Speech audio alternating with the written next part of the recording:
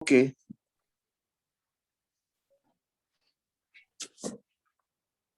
Erev Tov, bonsoir à tous. Heureux de vous retrouver ce soir, encore une fois, pour une conférence exceptionnelle. J'espère en tout cas. Nous avons abordé un sujet en cette période malheureusement de guerre entre la Russie et l'Ukraine. Notre cœur, évidemment, est de tout cœur avec ces réfugiés, avec cette nouvelle situation qui est dramatique en pleine Europe. Et nous allons nous tourner sur une période d'une guerre un peu moins connue, peut-être pour une partie d'entre vous, qui était aussi une période un peu de la guerre froide et une période où Israël a essayé d'obtenir le maximum de renseignements pour, j'allais dire, essayer de mieux se positionner au Moyen-Orient. Et donc, dans les années 60, Israël décide d'envoyer un personnage exceptionnel qui va devenir un héros hors pair de notre pays en la personne de Eli Cohen. Eli Cohen, dont nous avons eu le privilège de pouvoir obtenir certaines rencontres avec son épouse, qui est toujours en vie, qui est une femme très pétillante, une femme très intéressante, une femme qui vit encore ce qui s'est passé il y a plus de 60 ans en Syrie avec son mari. Et nous allons d'abord, dans un premier temps, vous passer quelques extraits de l'interview particulière que nous avons eue avec elle il y a quelques jours, avant de passer à la conférence de notre conférencier. Donc, si Yasmine, tu veux bien nous passer, c'est en hébreu évidemment, et nous allons au fur et à mesure vous traduire quelques lignes succinctement de cette interview spécialement faite pour cette réunion ce soir. Donc, Nadia Cohen, l'épouse de l'espion Eli Cohen. Voilà, si vous reconnaissez Eli Cohen tel qu'il était connu dans sa période de gloire, juste avant d'être arrêté. Je demande à Nadia comment elle a rencontré son mari. הגיש לאחות, בעל של אחותה, הוא אח של אלי. אוקיי.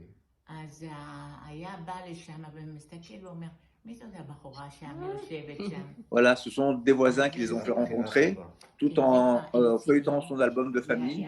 Elle nous explique. והצליח. פה במוסד הם לא ידעו את נפשם מרוב. La photo de mariée de Nadia et de Eli Cohen, la photo avec ses enfants. Donc elle parle un peu de son mari qui est un être exceptionnel, qui parlait 5 à 6 langues, très charismatique. Il s'est approché de toute la direction du parti au pouvoir en Syrie, y compris du chef d'état-major. Voilà, nous sommes ici à l'intérieur de son appartement, il y a seulement 3 jours. Même les Syriens ont fini par l'aimer, c'est-à-dire qu'il est tellement fort et intégré dans la vie syrienne.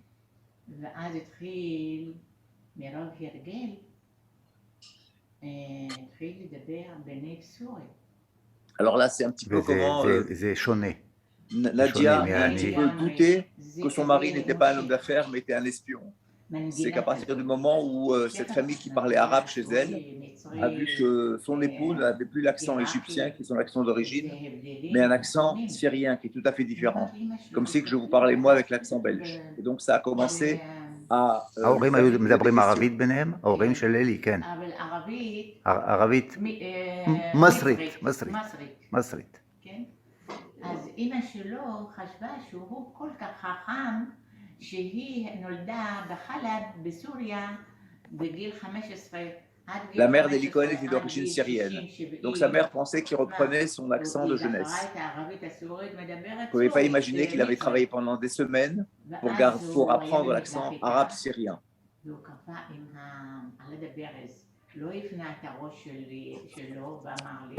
Quand Eli a compris que sa femme avait compris, il n'a pas retourné son regard pour pas devoir affronter le regard de sa femme.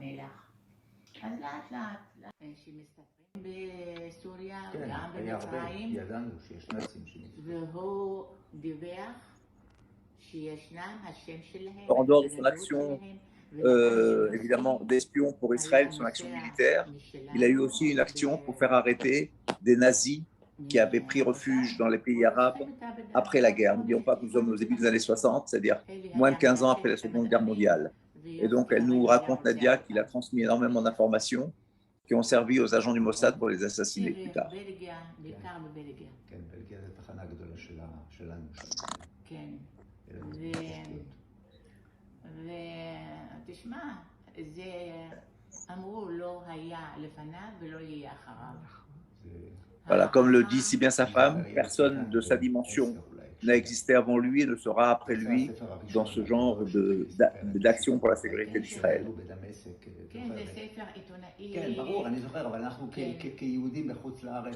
Donc aujourd'hui, Nadia nous dit qu'on parle un peu plus de son mari. Très longtemps en Israël, on en a très peu parlé. Aujourd'hui, il y a plus de films, plus de livres, plus de choses qui sont faites à sa mémoire.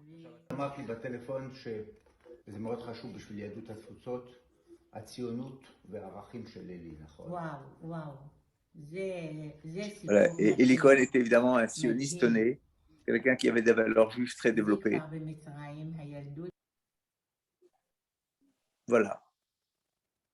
Les quelques extraits que nous avons passés de cette interview que nous avons fait spécialement pour cette soirée.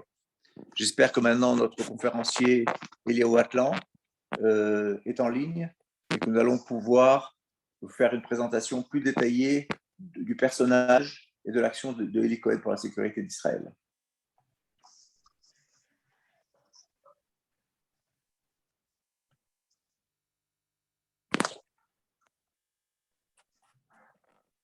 יסמין? כן, אני מכניסה את אליהו, הייתה לו תקלה.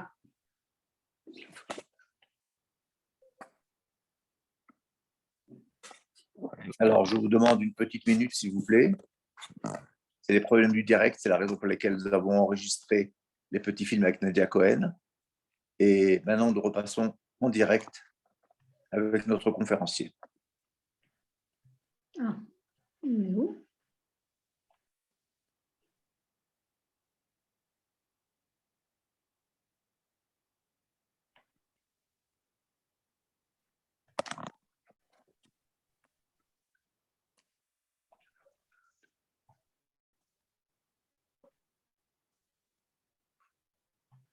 Ok. Je vois qu'il est rentré.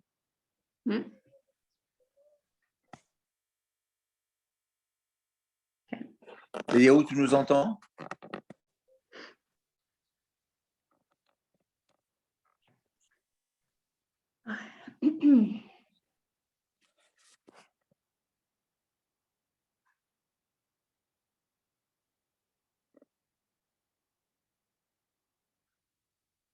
Non, Yasmine?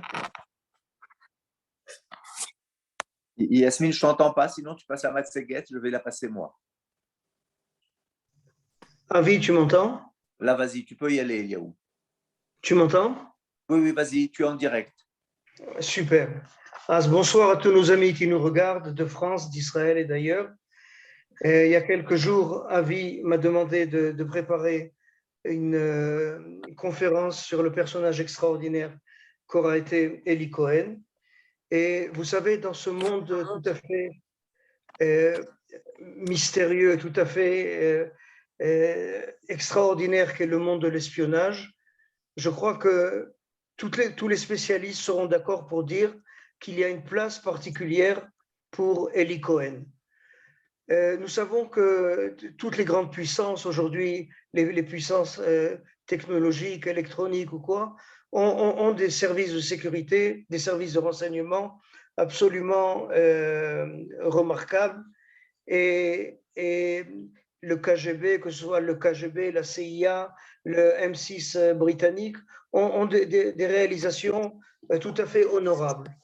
Mais cependant, Eli Cohen a une place tout à fait particulière, comme je viens de le dire, en ce sens que, d'une manière générale, les services secrets d'un pays, en activité dans un pays étranger ou ennemi, en général, leur réalisation consiste, dans le langage professionnel, à retourner un personnage important dans la hiérarchie politique du pays, dans la hiérarchie militaire du pays. Comment on retourne une personne? Alors, ou à travers des cadeaux, de l'argent, ou à travers des menaces. Et très souvent, on essaye d'utiliser les deux ensemble. mais très peu d'organisations d'espionnage ou de contre-espionnage peuvent se vanter d'avoir réalisé l'exploit du Mossad à travers l'activité d'Eli Cohen, c'est-à-dire d'introduire, est-ce que vous comprenez ce que je veux dire? Eli Cohen n'était pas un haut fonctionnaire syrien que le Mossad a réussi à corrompre ou bien tout simplement à exercer des pressions sur lui pour qu'il livre des renseignements de première importance. Eli Cohen est un étranger. Eli Cohen n'est pas un arabe. Eli Cohen n'est pas un syrien. Eli Cohen n'est pas un musulman. Eli Cohen est un juif égyptien, un juif d'origine égyptienne, qui a fait son alia et qui a réussi à s'introduire dans les plus hautes sphères d'un pays ennemi, de la Syrie.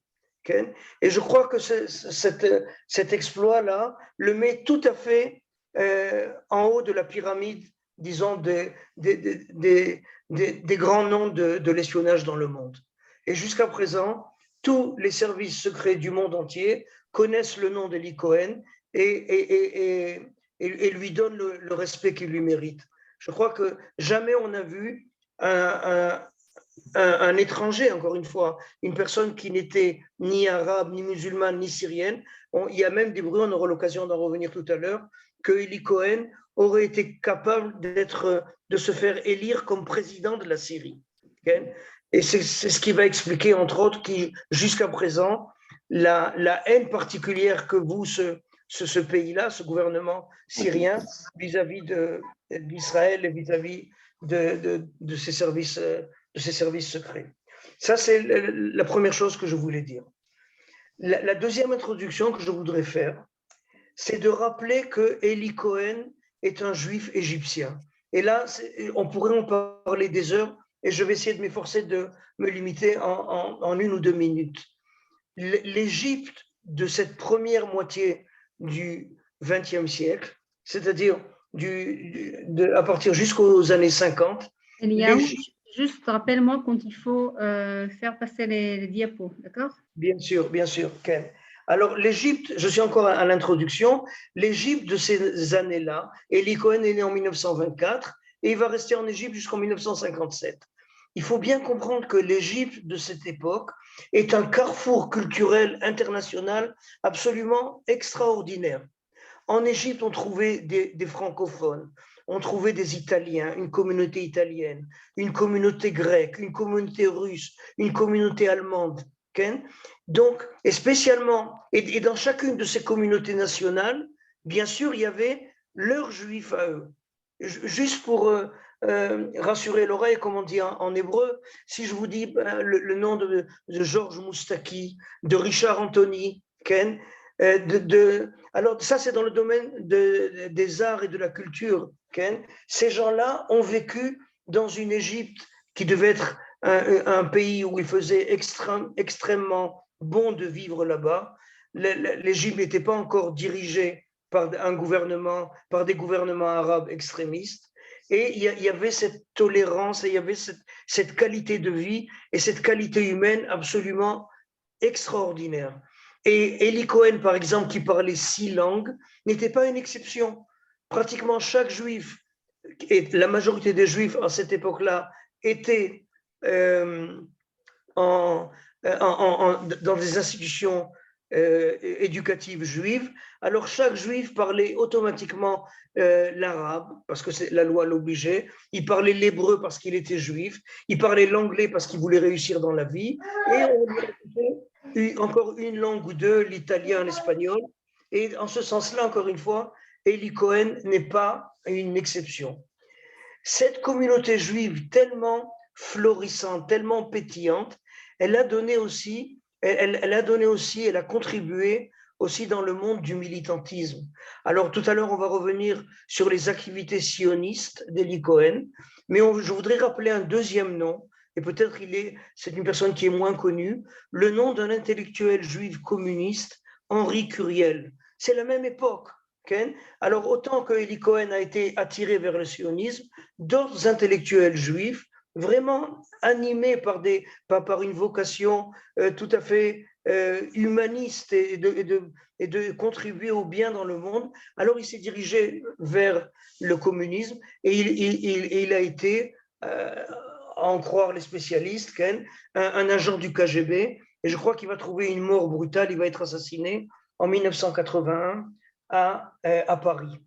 Alors maintenant, Yasmine, si tu as Eli Cohen, à l'époque où il est pas encore agent secret, alors je voudrais la deuxième maintenant. Là, on voit le jour de son mariage. Eli Cohen n'a pas de moustache.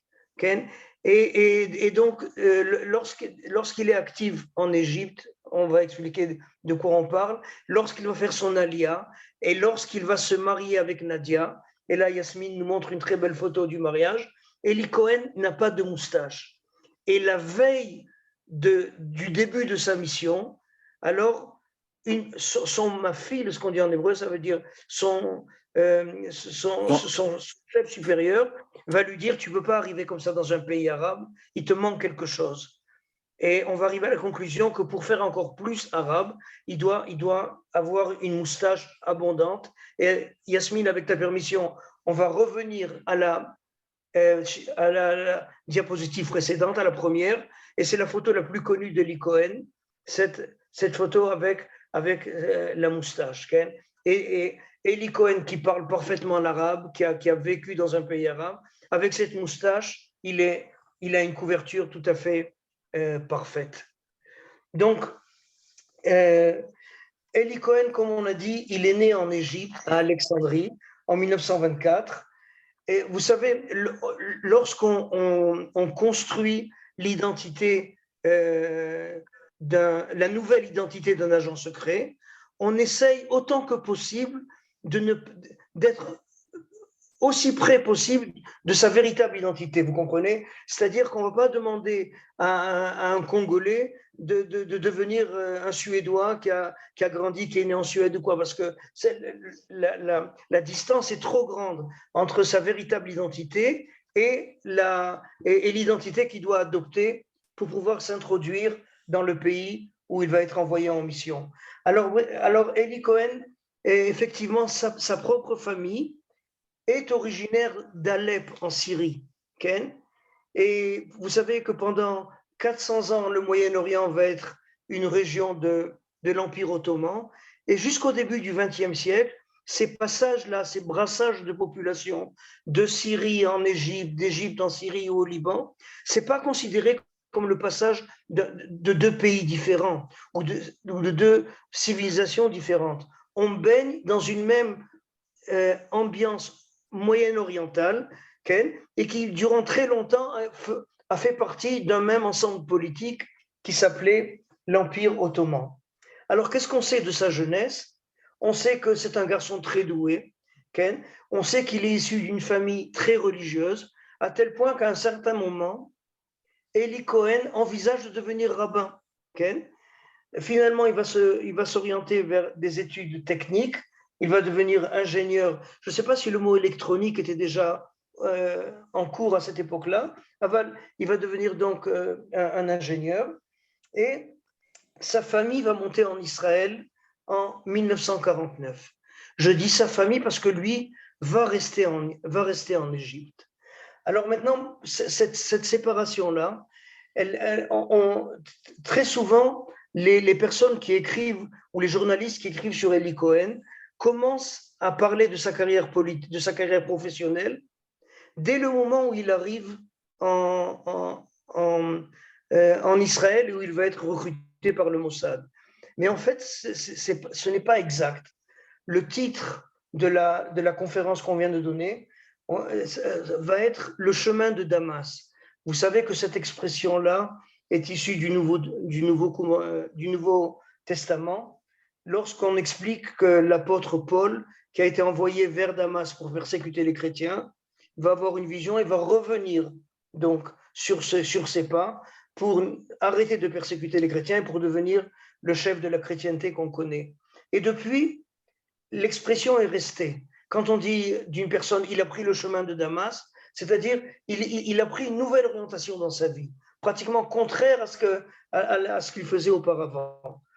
Et donc, très souvent, dans les articles que j'ai eu l'occasion de consulter, on nous raconte l'histoire d'Eli Cohen comme un juif égyptien qui a fait son alia après que l'Égypte ait acquis son indépendance. Il est arrivé en Israël, il a commencé à travailler dans une agence d'assurance, ça ne lui a pas tellement plu, il est passé dans cette grande société, cette chaîne de grands magasins en Israël qu'on appelle le Majbir. Là-bas, il est devenu comptable, et ensuite, il aurait été recruté par le Mossad. C'est-à-dire que, à en croire ces journalistes, lui qui s'apprêtait à mener une vie tout à fait tranquille, tout à fait métro, boulot, dodo, comme vous dites en France, Ken, il s'est retrouvé tout d'un coup propulsé dans le monde. Il a pris une direction tout à fait différente et il s'est retrouvé propulsé dans le monde de l'espionnage. Alors cette version, elle est manquante. Elle n'est pas complète. Et je reviens à ce que je viens de rappeler. Eli Cohen n'est pas monté en Israël avec sa famille. Sa famille, elle monte en Israël dès 1949.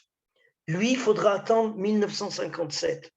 Pourquoi Eli Cohen reste en Égypte alors que toute sa famille, c'est une grande famille, Ken, est parti en Israël? Parce que Eli Cohen, déjà, est un militant sioniste. Et au début des années 50, le Mossad va être capable d'apprécier la qualité de cette jeunesse juive égyptienne, Ken, et il va recruter un certain nombre de jeunes idéalistes juifs. Et dès le milieu des années 50, lorsque l'Égypte exige son indépendance, Ken, le Mossad va essayer du moins retarder l'indépendance égyptienne. Alors l'Égypte, dès les années 50, était pratiquement indépendante, mais les Anglais se permettaient de garder des bases militaires tout le long du canal de Suez. Et le gouvernement d'Israël essaye de préserver cette présence anglaise en Égypte, qui constitue une espèce de tampon comme ça entre l'Égypte belliqueuse et l'État d'Israël. La présence de militaires britanniques en Égypte, le long du canal de Suez, était considérée comme un atout important pour le gouvernement israélien. Et là, de manière, il faut dire la vérité, très peu professionnelle, on va envoyer un agent du Mossad en Égypte pour recruter des jeunes idéalistes et pour les mettre en première ligne dans cette guerre d'espions. Et on va leur demander d'organiser des attentats dans des consulats étrangers, dans des cinémas, de poser des bombes, de manière à faire comprendre au monde entier que l'Égypte n'est pas encore suffisamment mûre pour accéder à son indépendance et qu'il vaut mieux remettre ça à plus tard. Malheureusement, encore une fois, en Israël, on se rappelle de cette paracha, on dit Aesek Bish, c'est-à-dire l'affaire qui a mal tourné.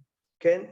Donc, cette tentative de retarder l'indépendance égyptienne va complètement échouer et ces jeunes juifs idéalistes vont se faire attraper par le contre-espionnage égyptien et 2 d'entre eux vont être pendus.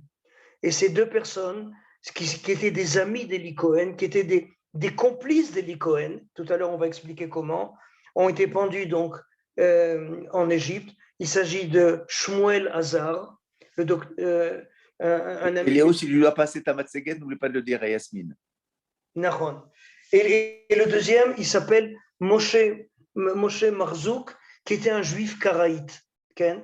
Et pour ceux qui connaissent à Jérusalem, il y a ce qu'on appelle le Echal HaGvura, le musée de l'héroïsme, où en général on relate les activités des martarot, des clandestinités, du groupe Stern, de l'Irgun, de Menachem Begin.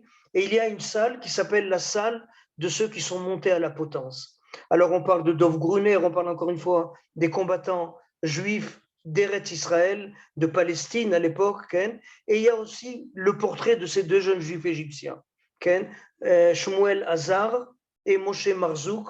Le docteur Moshe Marzouk était un juif karaïte. Là encore, ça vous donne un élément supplémentaire pour vous montrer la diversité de cette communauté juive extraordinaire égyptienne. Et ils sont montés à la potence comme des héros, comme des giborim. Et donc Eli Cohen faisait partie de ce même groupe. Et donc, une fois que l'Égypte va accéder à l'indépendance, le pouvoir des Égyptiens va s'exercer de manière brutale sur la communauté juive. Une communauté juive très ancienne, de plus de 100 000 personnes, va pratiquement quitter l'Égypte, j'allais dire du jour au lendemain. Malheureusement, ça ne va pas se faire du jour au lendemain, parce que beaucoup vont être arrêtés de la manière la plus arbitraire, vont rester certaines périodes en prison. Pour certaines personnes, ce sera quelques jours, pour d'autres, ce sera quelques mois. Et finalement, pratiquement, cette communauté tellement prestigieuse, tellement intéressante, tellement riche, va se vider de ces juifs, et on parlera que du souvenir des juifs en Égypte. Donc, Eli Cohen arrive et retrouve sa famille. On est en Eretz Israël, et il va être recruté par les renseignements militaires. C'est pas le Mossad, mais encore une fois, c'est une organisation qui s'occupe de fournir des renseignements sur les pays ennemis. Il ne va pas rester longtemps là-bas. Et il essaye de rentrer au Mossad dans ces jours-là où il est sous les ordres des renseignements militaires. On refuse sa candidature, et donc il se fait à la raison. Les services secrets, ce n'est pas pour moi. Et il commence à travailler dans les deux postes que j'ai rappelés. Dans un premier temps, une société d'assurance, et ensuite comme comptable au Mashbir. Il se marie à cette époque-là, Ken, et le lendemain du mariage, il est licencié, sans aucune raison valable. Et depuis qu'il est licencié, chaque fois qu'il essaye d'aborder un nouvel endroit de travail, on le refuse, et il sent qu'il y a, on dit en hébreu, yad mechavenet, qu'il y a quelqu'un qui dirige tout ça. Ce n'est pas des coïncidences. Écoutez, vous cherchez un comptable, je suis comptable, vous cherchez un technicien, je suis technicien, pourquoi vous me refusez? Et là, le Mossad prend de nouveau contact avec Eli Cohen et lui dit, est-ce que tu veux toujours rentrer au Mossad? Et Eli Cohen leur dit non, maintenant c'est un peu tard, il y a un temps pour chaque chose, je suis marié, Ken, je veux fonder une famille, et je n'ai pas envie de m'éloigner de ma femme, et je n'ai pas envie de prendre des risques, et je pense que ce n'est pas honnête vis-à-vis d'elle. Quand on s'est marié, on a voulu vivre ensemble. Et ce n'est pas toujours agréable à rappeler, le Mossad ne va pas faire pression. Et finalement, Eli Cohen va intégrer le Mossad.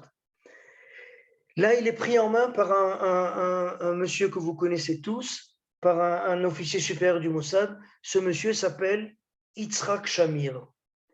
Et ensemble, avec Yitzhak Shamir, on va construire ce qu'on appelle en hébreu, encore une fois, le Sipur Kisouy, c'est-à-dire la couverture. Eli Cohen, on va t'envoyer en Syrie, tu ne peux pas continuer à t'appeler Eli Cohen.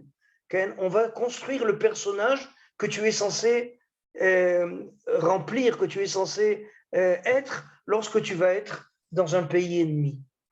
Et on commence d'abord par lui donner une nouvelle identité. Il s'appelle Kamel Amin Tabat. C'est son nom. Ensuite, on va lui inventer une histoire. Et encore une fois, comme je viens de le dire, on va essayer de lui inventer une histoire qui n'est pas très éloignée de sa véritable histoire personnelle. C'est-à-dire, les origines de la famille, c'est la Syrie. De Syrie, on serait passé au Liban pour arriver en Égypte.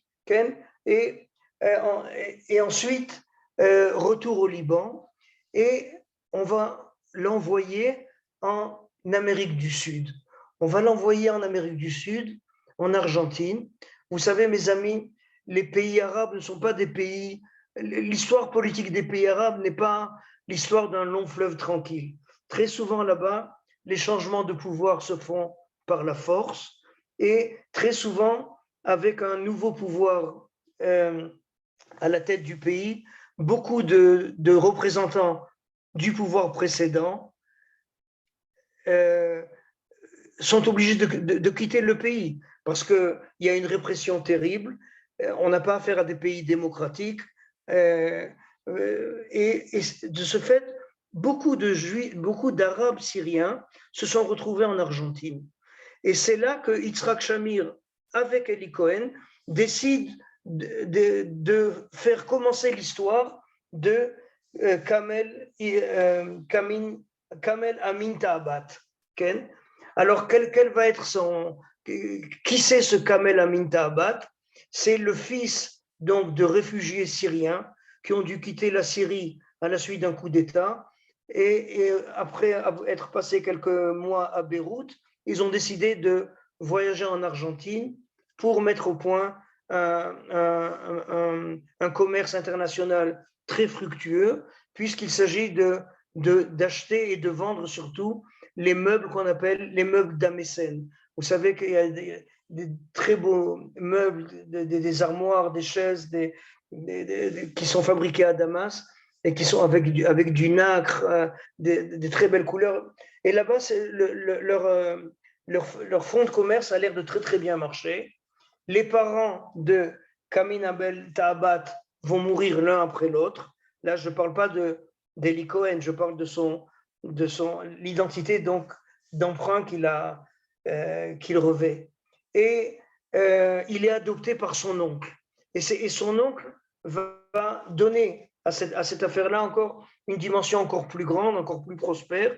Et à la mort de son oncle, Eli Cohen, je ne vais pas répéter son nom arabe, Eli Cohen va devenir l'héritier donc d'une grosse fortune. Maintenant, lorsqu'il est en Argentine, il prend contact avec les exilés syriens. Entre autres, il y a un certain Amin, Hafez Amin, qui dirige un journal en espagnol, mais c'est un journal arabe. Ce journal s'appelle le Bandera Arabe, c'est-à-dire le drapeau arabe. Maintenant, vers la fin des années 50, l'Égypte et la Syrie décident de fondre en un seul pays. On va appeler cette aventure politique la République arabe unie, ou la RAU dans la presse française. C'est-à-dire que l'Égypte arrête de s'appeler Égypte, la Syrie s'arrête de s'appeler Syrie, les deux ont constitué la République arabe unie.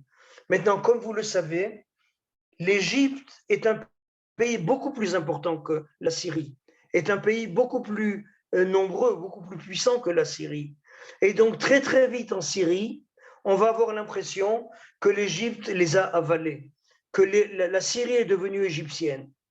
Alors, beaucoup d'exilés syriens à Buenos Aires, en Argentine, vont à travers ce journal-là que j'ai rappelé le drapeau arabe, vont écrire des articles terribles contre cette union-là. Et ils vont dire comment on peut abandonner aussi facilement notre passé prestigieux de la Syrie arabe, et avec, pour ceux qui connaissent un peu l'histoire, avec les Omeyyades, avec ces dynasties qui ont fait la gloire de l'islam ou quoi, pour s'identifier à ces trois lettres-là, la RAU ou quoi. Donc, ils sont très, très mécontents de cette fusion. Et quelques années plus, cette fusion n'a pas duré très longtemps, je crois, 3 ou 4 ans. Et lorsque cette union-là va éclater, alors va arriver au pouvoir un nouveau parti en Syrie, un parti qui a commencé à se créer justement en Irak. En Syrie, il va devenir très puissant. Ce parti s'appelle le Baas. Le Baas, qui signifie la résurrection, va être accueilli par les exilés syriens en Argentine avec beaucoup, beaucoup d'enthousiasme. Et le rédacteur en chef de ce journal en espagnol, qui est devenu un ami intime de Eli Cohen, et Eli Cohen a écrit beaucoup d'articles enflammés pour le nationalisme syrien et pas pour un amalgame avec des Égyptiens ou avec une autre nation arabe. Alors il décide de retourner au pays. Et c'est ce retour au pays, c'est-à-dire le retour en Syrie, qui en fin de compte annonce le début de Eli Cohen en tant qu'espion. Jusqu'à présent, il est rentré dans le bain, vous comprenez? Essayez d'imaginer l'histoire d'Eli Cohen comme des cercles concentriques, et le cercle qui est à l'intérieur, le plus petit, le plus névralgique, le plus important, Eli Cohen se rapproche progressivement. Alors d'abord, il a fréquenté la diaspora syrienne à l'étranger, en Amérique du Sud. Ensuite, il est devenu un ami du parti politique qui a pris le pouvoir en Syrie. Et maintenant, il rentre en Syrie. Okay? Il est physiquement en Syrie. Et là, donc, il est déjà connu. On parle déjà beaucoup de lui. D'abord parce qu'il est très riche. Il fait des cadeaux à droite, à gauche. Et en Syrie, il va louer un très bel appartement dans le quartier résidentiel de Damas, au 4e étage du quartier des ambassades.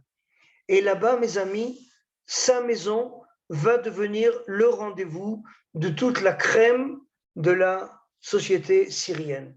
Et là, je voudrais m'arrêter pour expliquer que cette même année, on est au début des années 60-61, le Mossad, soit dit en passant, qui vient de capturer Eichmann en Argentine, 1960. 1961, il envoie Eli Cohen, donc d'Argentine en Syrie. Mais ces mêmes années-là, 60-61, le Mossad envoie aussi 2 agents secrets remarquables, un en Égypte, il s'appelle Wolfgang Lutz, et il va être connu sous le nom de l'espion au champagne. Voilà, merci Yasmine, Ken. Et aussi une femme remarquable qui s'appelle Shula Cohen, bravo Yasmine, une très belle femme. Elle va être envoyée au Liban, Ken. Et alors, on va rapidement expliquer l'activité de ces 2 personnages hors du commun. Wolfgang Lutz va organiser une espèce de club hippique, un endroit où on apprend à faire du cheval, Ken, où on fait du cheval, des randonnées ou quoi. Mais encore une fois, les prix sont extrêmement élevés. C'est un endroit de rencontre de l'élite égyptienne. Et quand je dis l'élite égyptienne, ça veut dire l'élite dans tous les domaines du pays, politique, artistique, militaire, bien entendu. Et Shula Cohen fait la même chose. Elle va aller à Beyrouth, elle épouse un juif égyptien là-bas qui est propriétaire d'un très grand hôtel. Et vous savez, pendant très longtemps, le Liban était désigné comme étant la Suisse du Moyen-Orient. Okay? Et alors, vraiment, à l'hôtel, pourquoi je dis ça? Parce que le Liban n'a jamais constitué une menace militaire sérieuse vis-à-vis d'Israël. Alors vous allez me dire pourquoi envoyer là-bas un agent spécial et créer ce point de rencontre? Parce que le Liban, en tant que Suisse du Moyen-Orient, c'était un lieu de rendez-vous pour tout le monde arabe. Aussi bien les rois du pétrole, aussi bien que les dictatures militaires en Syrie, en Irak, au Yémen ou ailleurs, tout se retrouvait au Liban. Donc, Shula Cohen, sans être dans un pays foncièrement hostile ou foncièrement menaçant vis-à-vis d'Israël, elle était quand même dans un point qui était très stratégique. Vous savez, mes amis, il y a quelques jours, j'ai lu un ancien article du journal Libération. Je crois qu'il parlait des 50 ans de la capture d'Eli Cohen ou de l'exécution d'Eli Cohen. Et le titre du journal, vous allez m'excuser de le répéter, et c'est un peu cru, le titre de l'article était « Barbouze rime avec partouze ». Je crois que je n'ai pas trop besoin de rentrer dans les détails. Et effectivement, aussi bien chez Shula Cohen que chez Wolfgang Lutz, que chez Eli Cohen, ce lieu de rencontre était en quelque sorte un lieu exterritorial. C'est-à-dire que dans tous les pays arabes, dans tous les pays musulmans, même lorsqu'ils se prétendent laïcs, il y a le poids de l'islam qui est très très fort. Et le poids de cette volonté d'être très... avec beaucoup de tsniout, comment on dit en français, Avi, avec beaucoup de pudeur. Dans un pays arabe, on ne parle pas d'érotisme, on ne parle pas de choses comme ça. Tout le monde sait que c'est une couche superficielle, mais on joue le jeu.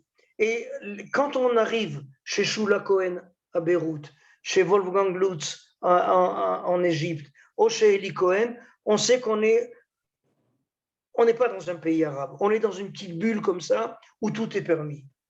Et donc très très vite, Eli Cohen va profiter de ce lieu de rencontre pour tisser un réseau de collaborateurs tout à fait extraordinaire. D'abord par sa quantité. On parle de centaines de personnes, mes amis. Maintenant, lorsque je dis collaborateur, ce n'est pas collaborateur avec la connotation Vichy, un collabo. Collaborateur dans le sens professionnel.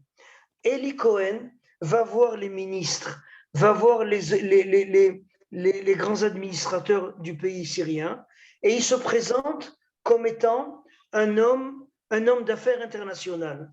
Et il dit par exemple au ministère de l'Agriculture, dis-moi quels sont, qui était en Syrie aussi le ministère de l'eau. Il lui dit, dis-moi quels sont tes projets. Moi, je connais plein de gens dans le monde. Peut-être que je peux te mettre en rapport avec un investisseur. Peut-être que je peux te faire connaître un donateur, une personne qui a beaucoup d'admiration pour le parti, pour le pays égyptien. Et donc, tous ces personnages tellement importants, et encore une fois, je reviens, dans tous les domaines de la vie publique, se sentent obligés, se sentent flattés de faire connaître à Eli Cohen leur projet. Et c'est dans cette ambiance-là que le ministre de l'Agriculture, qui est aussi le ministre des Eaux en Syrie, va faire connaître à Eli Cohen le projet du gouvernement syrien de détourner les eaux du Jourdain. Vous savez que le Jourdain prend ses sources au nord du pays, dans un endroit qui est pratiquement frontalier entre Israël, le Liban et la Syrie. Et les Syriens ont projeté de créer des barrages, de creuser des canaux, quoi, de manière à ce que les affluents et les sources qui animent le Jourdain, qui se jettent sur le Jourdain, eh ben, arrivent ailleurs tout simplement. Okay? Et vous comprenez donc l'importance du travail d'Eli Cohen en Égypte. Maintenant, lorsque je dis que ces renseignements, ils touchent à tous les domaines de la vie, vous savez, le renseignement, c'est la sécurité. Chaque renseignement, il est important. Vous allez me dire, mais si c'est l'agriculture ou si c'est des potins, en quoi ça intéresse la sécurité? Tout a une conséquence sécuritaire. Par exemple, il est au courant aussi de tous les potins de la ville, de toutes les infidélités. Un tel ministre va avec une telle actrice de cinéma, une telle speakerine de la télévision fréquente le Premier ministre. Tout arrive dans les délais les plus courts sur les bureaux et les tables de travail du Mossad. Et Eli Cohen va devenir une personne admirée. Là, Yasmine nous montre, pour vous montrer à quel point il est arrivé à une situation de popularité, encore une fois, dans les hautes sphères du pouvoir. Okay? Le balayeur des rues de Damas ne savait pas qui était Kamel Kamin Tahabat. Mais tous les gens importants connaissent qui est Eli Cohen. Alors, la très belle photo que Yasmine nous expose maintenant, le chef de l'aviation militaire syrienne organise un stage de pilote pour Eli Cohen. Et là, vous voyez la photo. Il vient d'atterrir avec son avion. Il y a tout le gratin, la fine fleur de l'aviation syrienne qui vient l'accueillir, le féliciter, et on lui remet son diplôme de pilote. Et Eli Cohen donc organise énormément d'activités lucratives chez lui à la maison, mais aussi il aime inviter ses amis dans les plus grands restaurants, et des fois il se permet le culot de pratiquer son judaïsme au nez sous le nez de ses amis syriens. Par exemple, le jour de Purim, il invite le Ramatkal, le chef d'état-major syrien, au restaurant, et tous les deux se déguisent. Et il envoie la photo à ses responsables en Syrie, c'est-à-dire une manière de dire, à Tel Aviv, bien entendu, une manière de dire, même je suis en Syrie, aujourd'hui c'est Purim, alors moi aussi je fête, et je me déguise comme tout le monde, comme tous les juifs, de manière à célébrer la fête de Purim. on avait dit que Eli Cohen s'est installé dans un quartier résidentiel de Damas. En fin de compte, il s'est installé dans le quartier des ambassades. Et là, peut-être, on va aborder la dernière phase, c'est-à-dire après 2 années où il apporte une moisson de renseignements tout à fait exceptionnelle, importante. Une très belle anecdote. Yasmine, on voit un moment Eli Cohen au Golan, avec voilà, cette photo-là. Okay? Alors, mes amis, à cette époque-là, le Golan est ce qu'on appelle en hébreu Shetar Tzvaï Sagour, c'est-à-dire qu'un civil syrien n'a pas le droit d'entrer au Golan. C'est un terrain uniquement militaire, mais Eli Cohen rentre au Golan. Sans arrêt, il est invité. Et vous comprenez, on cherche sa compagnie. On cherche être invité chez Eli Cohen, ça veut dire que j'ai réussi dans la vie. Ça veut dire que je suis branché. Ça veut dire que je suis dans la high society. Et chaque personne, aussi bien des officiers de la police, ou des officiers de l'armée, ou des ministres, ou des fonctionnaires importants, recherche sa compagnie. Et on essaye d'épater Eli Cohen. On essaye de provoquer chez lui. Oh, tu as fait ça, mais tu es extraordinaire. Alors, le neveu du chef d'état-major égyptien, syrien, invite Eli Cohen à un siour, une excursion dans le Golan, et pas une excursion pour voir la nature et les petits oiseaux, pour montrer un peu les installations militaires. Et ce neveu, qui est lui-même un officier supérieur, il dit à Eli Cohen, mais c'est terrible, nos soldats, ils sont là-bas, en été, il fait très très chaud, le soleil leur tape dessus, et on ne peut pas se permettre de créer des zones d'ombre, à faire des toits ou quoi, parce qu'on ne veut pas que les Israéliens sachent que nous sommes là. Okay? Alors Eli Cohen, il lui dit, écoute, moi j'ai une idée pour toi. Okay? Vous allez planter des eucalyptus, vous allez planter des arbres, et les Israéliens qui vous observent, ils ne feront pas attention. S'il y a un arbre en plus ou en moins, ils ne vont pas faire la corrélation que cet arbre-là, en fin de compte, il est là pour prodiguer de l'ombre aux combattants syriens qui sont terrés là-bas dans leur bunker ou dans leur base souterraine, comme ça. Et le neveu trouve l'idée tout à fait géniale. Et lorsque va éclater la guerre de 6 jours, les Syriens ne comprennent pas pourquoi les obus israéliens sont tellement précis, pourquoi ils explosent exactement là où se trouvaient les arbres, mais en fin de compte, là où se trouvaient les repères des soldats syriens. Donc, Eli Cohen va vraiment faire une véritable révolution dans le monde du renseignement par la qualité et la quantité des renseignements qu'il apporte. Et maintenant, on doit aborder le chapitre peut-être le plus douloureux, c'est-à-dire la capture d'Eli Cohen, et peut-être, encore une fois, avec beaucoup de pudeur, avec beaucoup de prudence, on doit appeler ça aussi les erreurs du Mossad. Alors, pendant que Eli Cohen était déjà en Syrie, un de ses frères, Maurice Cohen, va rentrer dans les renseignements militaires. Et chose aujourd'hui qui est considérée comme absolument impensable, on va mettre Maurice Cohen responsable du contact avec Eli Cohen. Vous comprenez? Alors, il y a où quand tu dis contact, c'est une question qui a été posée en chat. Il faut savoir que les transmissions d'Eli Cohen, évidemment, à l'époque, le moyen le plus efficace et le plus courant, c'était le morse, chose dont ils se servaient quotidiennement, quasiment. Bravo. Et donc, Maurice Cohen, donc il sait qu'il parle avec notre homme à Damas, mais il ne sait pas que c'est son frère. Et alors, il reçoit un compte-rendu. Et en bas du compte-rendu, Eli Cohen écrit « Est-ce que Fifi a commencé à marcher ?» Et Maurice Cohen est persuadé que c'est encore un code. Fifi. Fifi, c'est Sophie, la fille d'Eli Cohen.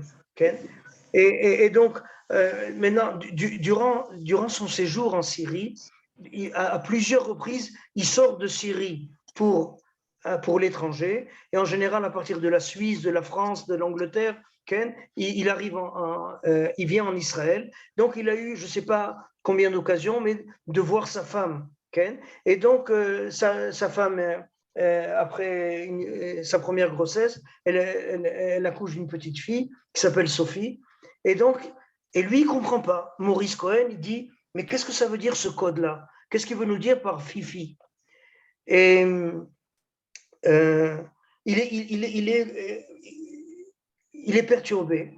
Le lendemain, un nouveau compte-rendu d'Eli Cohen, et il dit, est-ce que Nadia a reçu la machine à coudre? Et là, le monde s'écroule pour lui. Parce que cette même journée, il est parti voir sa belle-sœur. Et quand il est rentré chez sa belle-sœur, elle lui dit, regarde, Eli, maintenant, sa belle-sœur, c'est-à-dire la femme d'Eli Cohen, elle ne sait pas qu'il est envoyé à Damas. Pour elle, encore une fois, là aussi, il a une couverture. Il est considéré comme un membre du ministère de la Défense qui est chargé d'acheter des pièces de rechange pour le matériel militaire. Donc, elle sait qu'il est toujours à l'étranger, mais elle l'imagine en Europe, aux États-Unis, mais pas à Damas. Alors, elle lui dit, regarde, Eli m'a envoyé d'Allemagne une super machine à coudre, regarde, c'est extraordinaire. Et donc, quelques heures plus tard, quand il rentre au travail, est-ce que Nadia a reçu la machine à coudre? Alors, il n'y a plus de place au doute, vous comprenez? Et la cruauté de l'histoire veut que lorsque, comme Avi vient d'expliquer, du fait que les correspondances se faisaient par le Morse, alors le Mossad avait mis sur pied une manière de pouvoir faire dire à la personne qui écoute les messages de Tel Aviv, une manière d'envoyer le Morse en disant « je viens d'être capturé ». Et c'est Maurice Cohen qui, lorsque Eli Cohen va se faire attraper, qui comprend que son frère a été capturé. Je vous demande 2 minutes de patience. Mon téléphone est en train de se décharger. Une petite seconde.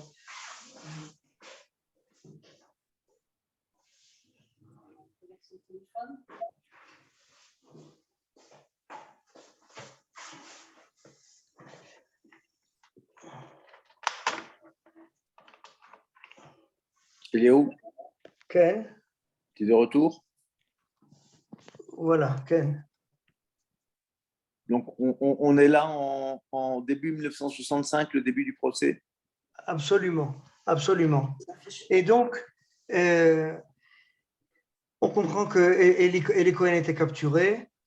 Et de sa capture, depuis sa capture jusqu'au début du procès, vont s'écouler 2 ou 3 mois, je crois, qui vont être les 2 ou 3 mois les plus terribles de la vie d'Eli Cohen, puisqu'il va être au mois de mai, puisque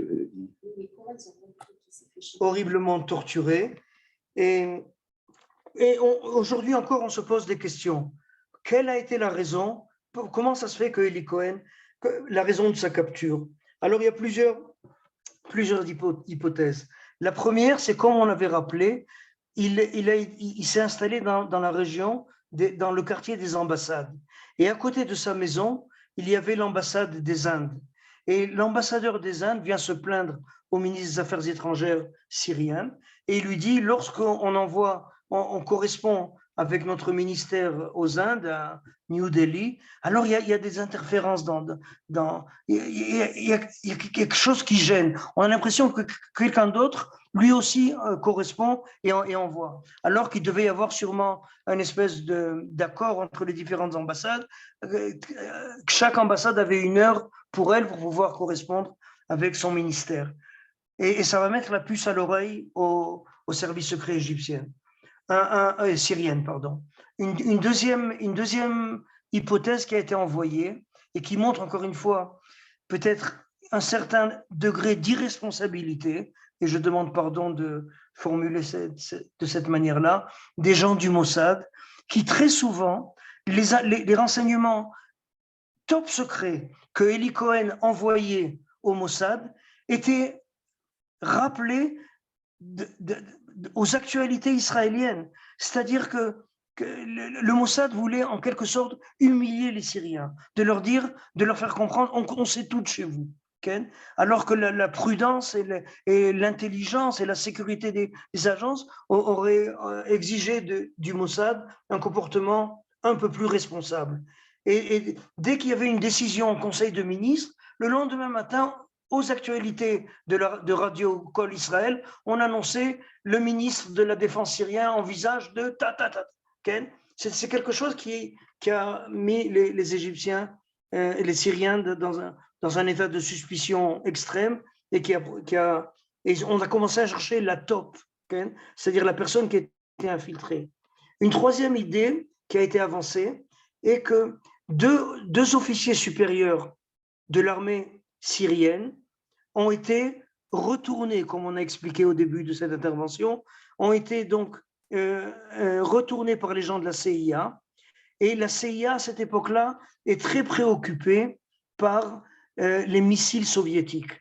Vous savez que dans les années 60, les soviétiques ont un avantage sur les États-Unis. Rappelez-vous que le Spoutnik, la première fusée qui sort dans l'espace, Gagarine, le premier astronaute qui va sortir du globe terrestre ou quoi, c'est des Russes, ce n'est pas des Américains.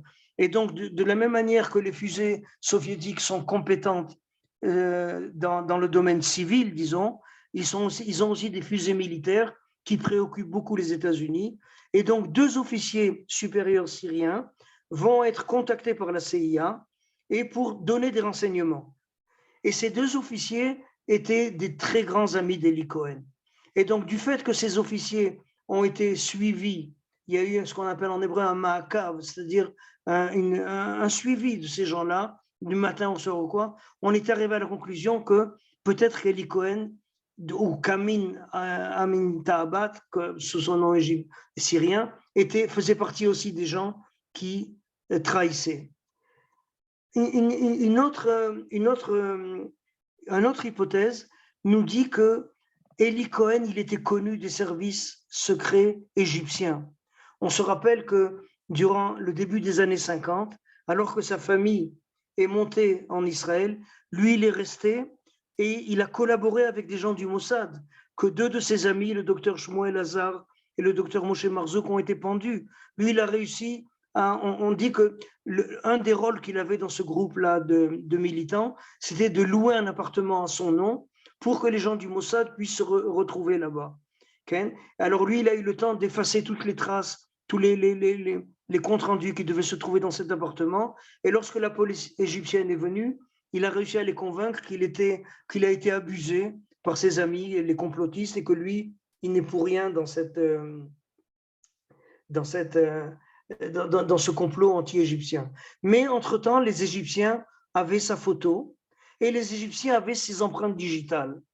Et donc, durant le flirt qu'il y a eu entre l'Égypte et la Syrie, la RAU, donc il y avait une collaboration serrée entre les deux services secrets.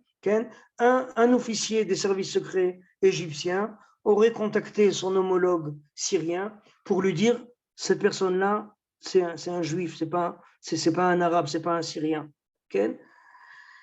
Une autre hypothèse qui a été avancée, c'est que les Syriens, se rendant compte qu'il y a des fuites très importantes, auraient demandé l'aide soviétique et que les Soviétiques auraient apporté deux radars qui étaient installés sur des véhicules et avec un écran, le radar indiquait la direction de l'émetteur. Alors du fait qu'il y a deux véhicules qui circulent et sur l'écran de leur ordinateur ou de leur télévision, on voit la direction du véhicule vers l'endroit où on émet, mais on ne sait pas exactement à quel endroit de cette ligne. Alors quand vous faites la même chose avec un deuxième véhicule, là où les deux lignes vont se croiser, ça tombe exactement à l'endroit où il y a un émetteur secret qui gêne les émissions de l'ambassade hindoue, comme on l'a rappelé. Et donc Eli Cohen va être attrapé. Durant son procès, plus de 100 personnes vont être arrêtées. C'est terrible. Et on raconte que les juges même qui vont condamner Eli Cohen à mort vont être des gens qui ont collaboré avec lui sans savoir qu'il était un espion israélien. Alors, à un certain moment, le juge qui dirige ce procès, Ken, et il demande à Eli Cohen, est-ce que tu connais cet autre juge-là qui fait partie des personnes qui vont gérer ce projet-là? Et Eli Cohen se permet la choufa de dire, peut-être demande-lui à lui s'il me connaît. L'air de dire qu'il était un invité régulier chez moi. Donc, Eli Cohen va être pendu sur la place publique en Syrie. Et depuis, il y a une espèce de mystère comme ça qui veut qu'on ne connaît pas la sépulture d'Eli Cohen. Alors, du fait que la Syrie, comme on a dit, n'est pas un pays tranquille, n'est pas un pays où le pouvoir change de manière civile ou de manière politique, mais de manière brutale, alors les différents gouvernements égyptiens, on est sûr en tout cas qu'à 3 reprises, on a changé le lieu de sépulture d'Eli Cohen. Et récemment, peut-être que vous avez entendu parler, on affirme que le Mossad aurait donné à Nadia Cohen la montre d'Eli Cohen. Et il y a beaucoup de gens qui considèrent cette information avec beaucoup de cynisme. Et ils disent la montre d'Eli Cohen qui a été achetée à eBay. Okay? C'est-à-dire que ce n'est pas quelque chose d'authentique. Malheureusement, je n'ai pas d'informations sérieuses à apporter là-dessus. Et Avi, qui a eu l'occasion de rencontrer Nadia, la femme d'Eli Cohen, je pense que vous l'avez vu dans le petit film qu'on a projeté, l'a entendu évoquer sa volonté de créer un musée pour Eli Cohen. Et effectivement, je pense que le personnage d'Eli Cohen n'a pas été suffisamment valorisé en Israël. Et je pense que c'est un problème aussi beaucoup plus grave. Ce n'est pas un problème personnel d'Eli Cohen, c'est peut-être un problème de perception ou d'approche. Encore une fois, je vais être très prudent dans ma formulation, mais de l'État d'Israël dans les années 50-60, où une population séfarade n'a pas toujours reçu le respect qui lui revenait. Et dans l'entourage d'Eli Cohen, que ce soit sa famille ou des personnes, il y a beaucoup de plaintes là-dessus. Et je préfère m'arrêter là et de dire que, en fin de compte, peut-être que Eli Cohen aurait été, j'allais dire manipulé. Manipulé, c'est un mot péjoratif. Mais peut-être que les personnes qui lui ont donné les instructions étaient des personnes de piètre qualité et que les rôles ont été inversés.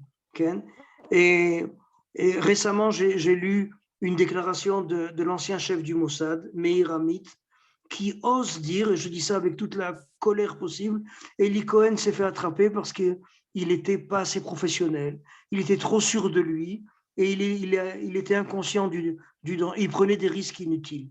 Alors qu'on sait très très bien que lorsque de son dernier voyage, où il est sorti de Syrie pour rencontrer ses responsables en Europe, il leur a dit qu'il sentait que la pression syrienne devenait plus forte sur lui et qu'il ne voudrait pas retourner en Syrie. Et les gens du Mossad l'ont convaincu, non, pas du tout. Okay? Et il est retourné en Syrie et il n'en est pas revenu.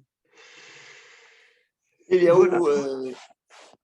Attends, avant de mettre le dernier film, tu veux mettre ce film, Yasmine, je voulais conclure. Vas-y, mets ce petit film alors d'abord, où nous avons demandé à Nadia Cohen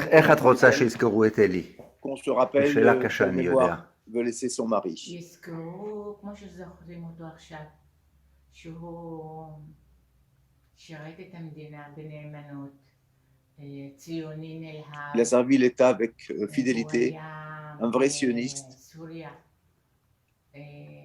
עם המשפט בזה 5 שנים, שהוא quasiment 50 services en Syrie.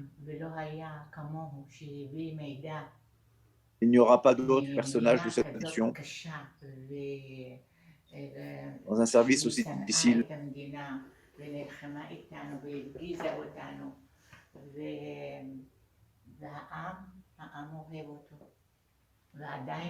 Et le peuple l'aime. Le peuple l'aime encore. בית ספר.